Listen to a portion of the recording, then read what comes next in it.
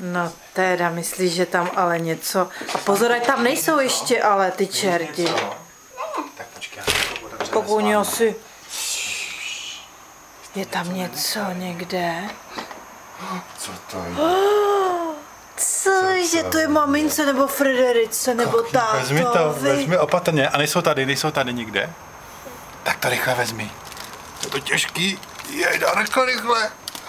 Teda, taková veliká.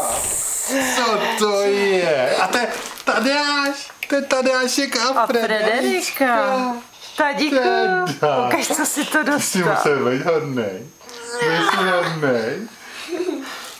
hodnej. Teda to on se určitě rozdělí, Tadeášek. Teda, koukej. Cože mléčný? Tady je mléčný. Ten chci já, mléčný řez je pro maminku. Ale... A ještě dvě mléčný zase. O, 4. Ještě Teda. Takový dobrý. To si nejsem jistá, jestli to je pro Tadeáška. Počkej, no co to je? Ale to je i něco pro Frederičku, není? To je pro Frederičku kašička. Je tam napsaný F? Tady je napsaný F. Co to je za písmenko? A ještě Federič. A co to je za písmenko napsaný? No, co to je za písmenko? O. Ne, a to černý tady. Federika. No vidíš to, on říká, o to zelený. Takový čokoládiček, dáš mi jednu? Takovýhle, to je džem, nebo to nám došla a oni věděli čerti, jo, že nám došla. Čerti teda. To asi z toho dopisu, ne? A ještě tvoje oříšky. Ty jsou moji, ty oříšci. Ježiši, kolik toho tam je. Teda. Sušenka, Mikuláš taky. No, mandarinky. Mandarinka, jo. A co to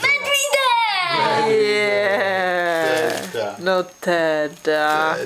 To byly ale hodný čerti, táto, ty nemohli si vzít Filipa teda taky.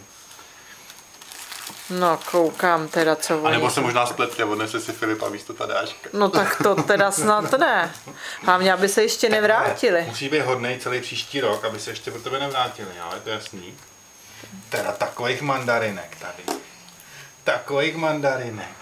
To se budeme mít, to Tadeášek se určitě s námi rozdělí, když má tolik čokoládek a všeho. Ty máš tolik různých věcí, to ani sám nemůžeš spapat přeci.